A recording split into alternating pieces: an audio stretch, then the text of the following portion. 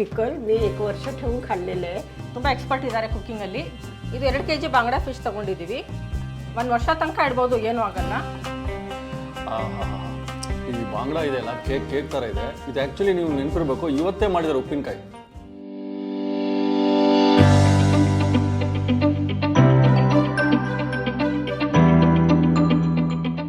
ನಮಸ್ಕಾರ ವೀಕ್ಷಕರೇ, ಇವತ್ತು ನಾವು ರೆಸ್ಟೋರೆಂಟ್ ಹತ್ರ ಇಲ್ಲ. ಇವತ್ತು ನಾವು ಇರೋದು ಒಂದು ಮನೆ. ಈ ಮನೆಯಲ್ಲಿ 80 ವರ್ಷದ ವ್ಯಕ್ತಿ ಅವರ ಹುಮ್ಮಸ್ ಬಗ್ಗೆ ಕೇಳ್ಪಟ್ವಿ, ಅವರು ಅಡುಗೆ ಮಾಡುವ ಶೈಲಿ ಬಗ್ಗೆ ಕೇಳ್ಪಟ್ವಿ, ಹಾಗೆಯೇ ಅವರ ಕರಕುಶಲತೆ ಬಗ್ಗೆ ಕೇಳ್ಪಟ್ವಿ. ಆ ವ್ಯಕ್ತಿನ ಮೀಟ್ ಮಾಡಬೇಕು ಅನ್ನಿಸ್ತು, ನಿಮಗೂ ತೋರಿಸ್ಬೇಕು ಅನ್ನಿಸ್ತು. ಹಾಗಾಗಿ ಇವತ್ತು ಬಂದಿದ್ದೀವಿ. ಅವ್ರನ್ನ ಮೀಟ್ ಮಾಡೋಣ, ಅವ್ರ ರೆಸಿಪಿ ನೋಡೋಣ, ಅವರ ಕರಕುಶಲತೆ ನೋಡೋಣ. ಬನ್ನಿ. ಹಾಯ್, ನನ್ನ ಹೆಸರು ಸೀಮಾ ಅಂತ. ಇವ್ರು ನಮ್ಮ ಅತ್ತೆಯವರ ತಾಯಿಯವರು. ನನಗೆ ಅಜ್ಜಿ ಅತ್ತೆ ಆಗಬೇಕು. ಇವರಿಗೆ 80 ವರ್ಷ ಆದರೂ ಕೂಡ ಇವರಿಗೆ ಕುಕ್ಕಿಂಗಲ್ಲಿ ತುಂಬ ಎಕ್ಸ್ಪರ್ಟ್ ಇದ್ದಾರೆ ಕುಕ್ಕಿಂಗಲ್ಲಿ. ಬನ್ನಿ ಇವತ್ತು ಏನು ಮಾಡಿ ತೋರಿಸ್ತಾರೆ ಕೇಳೋಣ. आज काय करणार आहे तुम्ही? मी फिश पिकल करणार आहे. ಇವತ್ತು ನಮಗೆ ಇವರು ಫಿಶ್ ಪಿಕಲ್ ಮಾಡಿ ತೋರಿಸ್ತಾರೆ. ಬನ್ನಿ. ಇವರು ಫಿಶ್ ಪಿಕಲ್ ಮಾಡಲಿಕ್ಕೆ ಸಾಮಗ್ರಿ ಇಟ್ಕೊಂಡಿದ್ದಾರೆ. ಅದಕ್ಕೆ ಏನೇನು ಬೇಕಾಗುತ್ತೆ ಅಂತ ಹೇಳ್ತೀನಿ ನಿಮಗೆ. ಬೆಳ್ಳುಳ್ಳಿ, ಅರ್ಧ ಕಪ್ ಶುಂಠಿ, ಒಣಮೆಣಸಿನ್ಕಾಯಿ, ದಾಲ್ಚಿನ್ನಿ, ಖಾರದ ಪುಡಿ, ಇದು ಒಗ್ಗರಣೆಗೆ ಸಾಸಿವೆ, ಪೆಪ್ಪರ್, ಇದು ಪೌಡ್ರ್ ಮಾಡಲಿಕ್ಕೆ ಸಾಸಿವೆ, ಉಪ್ಪು, ಒಂದು 5-6 ಇದು ಮೆಂತೆಕಾಳು, ಒಂದು 10 ಇದು लवंग. ಇದು 2 kg बांगडा फिश ತೊಗೊಂಡಿದ್ದೀವಿ. हे मॅरिनेट करायला किती वेळ सोडावं तुम्ही? हे मी अर्धा तास ठेवलं आहे. ಅರ್ಧ ತಾಸು. ಇದು ಮ್ಯಾರಿನೇಟ್ ಮಾಡಲಿಕ್ಕೆ ಅರ್ಧ ತಾಸು ಬಿಡಬೇಕು. ಮತ್ತು ಇದಕ್ಕೆ ಉಪ್ಪು ಮತ್ತು ಅರಿಶಿನ ಪುಡಿ ಹಾಕಿ ಇಡಬೇಕಿದೆ. आता मी फ्राय करते. ಆಮೇಲೆ ಇದು ಫ್ರೈ ಮಾಡಬೇಕು. ಬನ್ನಿ ಇವಾಗ ಇದು ಫ್ರೈ ಮಾಡೋದು ತೋರಿಸ್ತೀನಿ. हे तेल किती घालून घेतलात तुम्ही? हे 1-2 कप तेल घालावं लागेल. 2 ಕಪ್ ಅಷ್ಟು ಎಣ್ಣೆ ಹಾಕೋಬೇಕಿದು ಫಿಶ್ ಫ್ರೈ ಮಾಡ್ಕೊಳ್ಳೋಕ್ಕೆ. हे पूर्ण घालून टाक. 2 ಕಪ್ ಅಷ್ಟು ಎಣ್ಣೆ ಹಾಕಬೇಕಿದು.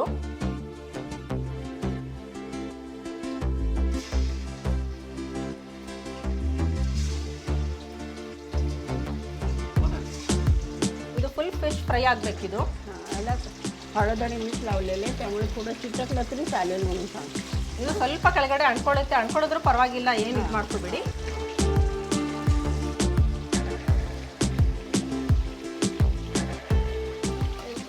ಫ್ರೈ ಆಗಲ್ಲ, ब्राऊन व्हायला पाहिजे. ಸ್ವಲ್ಪ ಇದು ಬ್ರೌನ್ ಆಗೋ ತನಕ ಸ್ವಲ್ಪ ಫ್ರೈ ಮಾಡ್ಕೋಬೇಕು. पण पाणी त्यातलं पाणी सगळं जायला पाहिजे ना. ಫಿಶಿಂದ ಸ್ವಲ್ಪ ನೀರು ಏನಿರುತ್ತೋ ಅದು ಸ್ವಲ್ಪ ಹೋಗಬೇಕು. पिकल आहे ना ते. ಯಾಕಂದರೆ ಪಿಕ್ಕಲ್ ಇದೆಯಲ್ಲ, ಇದು ಪಿಕ್ಕಲ್ಗೆ ಸ್ವಲ್ಪನೂ ನೀರು ಹಾಕಬಾರ್ದು.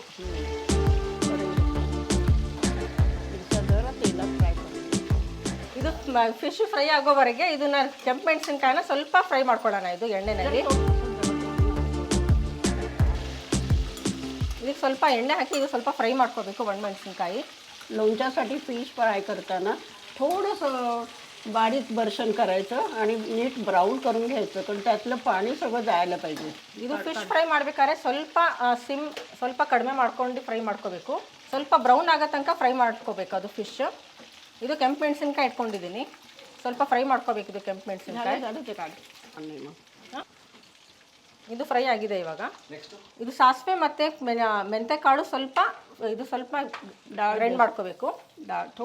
ಸ್ವಲ್ಪ ಜಾಸ್ತಿ ಇಲ್ಲ, ಸ್ವಲ್ಪ ಗ್ರೈಂಡ್ ಮಾಡಿಕೊಂಡು ದಪ್ಪ ಗ್ರೈಂಡ್ ಮಾಡ್ಕೋಬೇಕು. ಇದು ಈ ಥರ ಪೌಡ್ರ್ ಹಾಕಬೇಕು, ಸ್ವಲ್ಪ ದಪ್ಪ. हे सगळं पुरा ग्राइंड करायचं. हे सगळं ते बारीक केल्यानंतर हे सगळं घाल.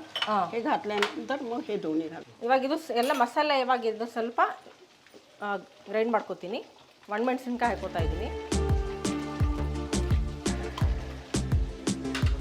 ಇದು ಒಂದೊಂದಾಗೆ ಗ್ರೈಂಡ್ ಮಾಡ್ಕೋತೀನಿ.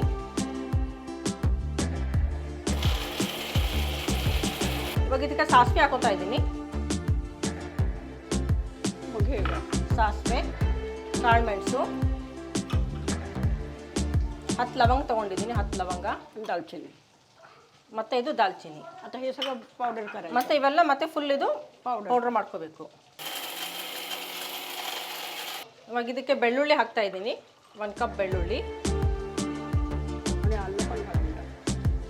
ಮತ್ತು ಅರ್ಧ ಕಪ್ ಶುಂಠಿ,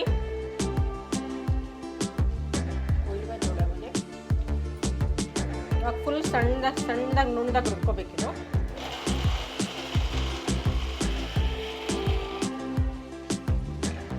ಇದಕ್ಕೆ ವೆನಿಗರ್ ಹಾಕಬೇಕು. ಗ್ರೈಂಡ್ ಮಾಡ್ಕೋಬೇಕಾದ್ರೆ ನೀರು ಹಾಕೋಬಾರ್ದು, ವೆನಿಗರ್ ಹಾಕಿ ಗ್ರೈಂಡ್ ಮಾಡ್ಕೋಬೇಕು. ಸ್ವಲ್ಪ पातळ होते म्हणून सांग. ಸ್ವಲ್ಪ ಪೇಸ್ಟ್ ಥರ ಆಗುತ್ತೆ. आणि पाणी अजिबात घालायचं नाही म्हणून सांग. ವಿನಿಗರ್ ಹಾಕೊಂಡೇ ಇದು ಗ್ರೈಂಡ್ ಮಾಡ್ಕೋಬೇಕು, ನೀರು ಸ್ವಲ್ಪನೂ ಹಾಕಬಾರ್ದು ಉಪ್ಪಿನಕಾಯಿ ಅಂದರೆ.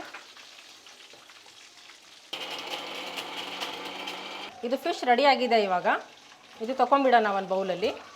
ಈ ಥರ ಬ್ರೌನ್ ಕಲರ್ ಆಗಬೇಕು.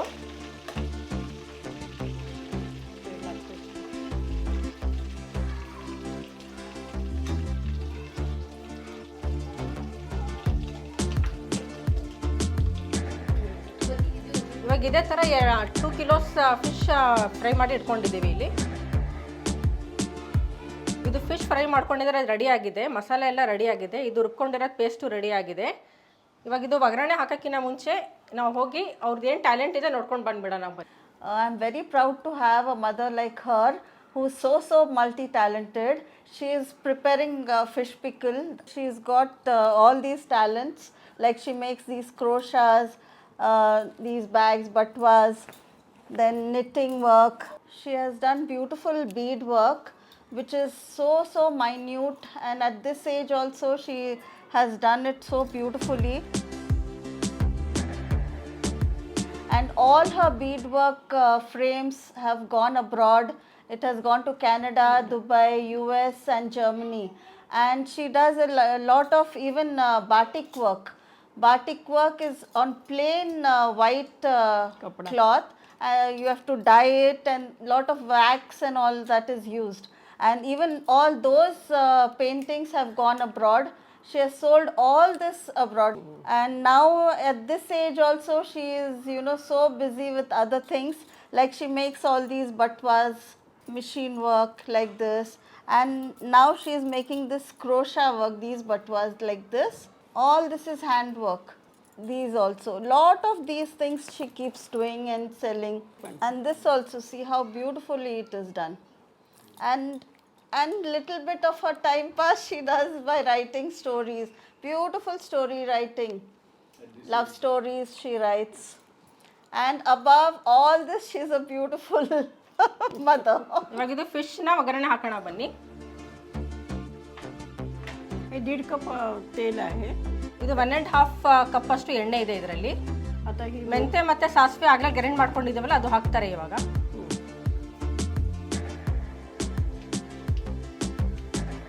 जास्त होणार. परत ह्याच्यामध्ये पण आहे ना मोहरी. 2 बारीक कर वर्षन. 2 ಟೇಬಲ್ ಸ್ಪೂನ್ ಖಾರದ ಪುಡಿ ಹಾಕ್ತಾ ಇದ್ದಾರೆ. वर्षन बंद कर. थोडा वेळ बंद कर. ಇದು ಪೇಸ್ಟ್ ಮಾಡ್ಕೊಂಡಿರೋದು ಹಾಕ್ತಾ ಇದ್ದಾರೆ. ಇದು ಫ್ಲೇಮ್ ಸಣ್ಣದೇ ಇದು ಮಾಡ್ಕೊಂಡಿರಿ. ಅವಾಗಲೇ ಪೇಸ್ಟ್ ಮಾಡ್ಕೊಂಡಿರೋದು ಹಾಕ್ತಾ इದ್ದಾರೆ ಇವಾಗ. आता पिकल मी 1 वर्ष ठेवून खाल्लेले आहे, पण मी तेवढे दिवस ठेवत नाही. मी 3 महिने 4 महिने असं ठेवते आणि वापरते, पण फ्रीजमध्ये थोडं ठेवत राहते, कारण ते खराब होईल म्हणून मला भीती वाटते. ಇದು ಫಿಶ್ಗೆ ಸ್ವಲ್ಪನೂ ನೀರು ಹಾಕ್ದಂಗೆ ಇಟ್ಟರೆ 1 ವರ್ಷ ಇರುತ್ತೆ ಕೆಡದಂಗೆ. ಇದು ಫುಲ್ ಗ್ರೇವಿ ಆಗಿ ಇವಾಗ ಸ್ವಲ್ಪ ಫುಲ್ ಎಣ್ಣೆ ಥರ ಇರಬೇಕಿದು.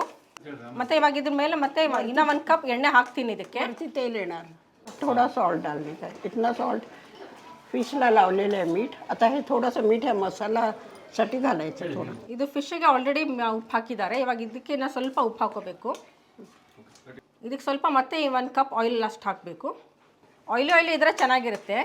ಇವಾಗ ಇದು ಆಗಿದೆ ಗ್ರೇವಿ. ಇದು ಇದಕ್ಕೆ ಫುಲ್ ತಣ್ಣಗಾದ್ಮೇಲೆ ಆಮೇಲೆ ಇದಕ್ಕೆ ಫಿಶ್ ಆ್ಯಡ್ ಮಾಡಬೇಕು. थंड झाल्यावर फिश घाला. ಫುಲ್ ತಣ್ಣಗಾದ್ಮೇಲೆ ಫಿಶ್ ಆ್ಯಡ್ ಮಾಡಬೇಕು ಇದಕ್ಕೆ. ಇವಾಗ ಇದು ಫಿಶ್ ತಣ್ಣಗಾಗಿದೆ, ಫ್ರೈ ಮಾಡ್ಕೊಂಡಿರೋದು. ಇದರಲ್ಲಿ ಹಾಕಿ ಫುಲ್ ಮಿಕ್ಸ್ ಮಾಡ್ಕೊತಾರೆ. ಇದನ್ನು ತಣ್ಣಗಾಗಿದೆ ಇವಾಗ.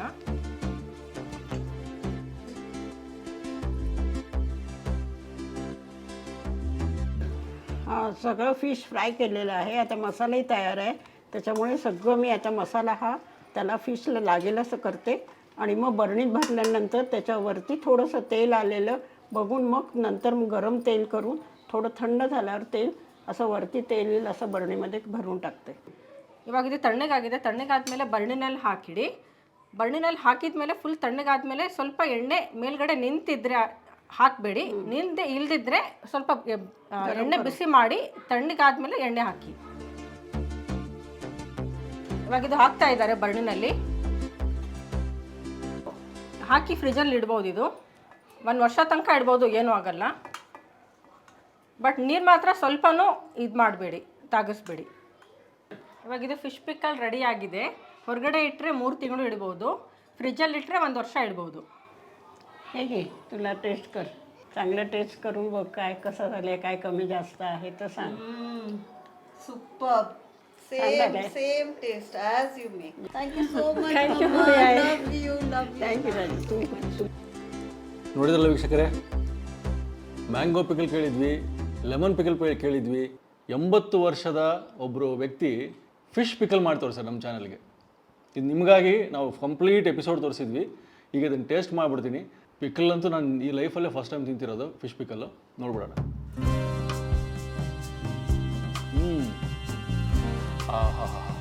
ಈ ಬಾಂಗ್ಡಾ ಇದೆಯಲ್ಲ ಕೇಕ್ ಥರ ಇದೆ. ಇದು ಆ್ಯಕ್ಚುಲಿ ನೀವು ನೆನ್ಪಿರ್ಬೇಕು, ಇವತ್ತೇ ಮಾಡಿದ್ದಾರೆ ಉಪ್ಪಿನಕಾಯಿ ಫಿಶ್ ಪಿಕಲ್. ಅಂದರೆ ಮೀನಿನ ಉಪ್ಪಿನಕಾಯಿ ಇವತ್ತು ರೆಡಿ ಇದೆ. ಬಟ್ ಇದೊಂದು ಸ್ವಲ್ಪ ದಿನ ಸೋಕಾಗ್ಬಿಟ್ರೆ ಆ ಎಣ್ಣೆ ಮತ್ತು ಮಸಾಲೆ ಇಟ್ಕೊಂಡ ನಂತರ ಇದರದ್ದು ಟೇಸ್ಟ್ ಇನ್ನೂ ಬೇರೆನೇ ಇರ್ತದೆ ಅಂತ ಹೇಳ್ತಾರೆ. ಬಟ್ ಇವತ್ತು ಫಸ್ಟ್ ಡೇ, ಇವಾಗ ಜಸ್ಟ್ ಫ್ರೆಶ್ ಮಾಡಿ ತಿಂತಾ ಇದ್ದೀನಿ ನಾನು. ಕೇಕ್ ಫೀಲಿಂಗು, ಆ ಪಿಕಲ್ ಫೀಲಿಂಗ್ ನನಗೆ ಹೇಳ್ತಿರೋದು.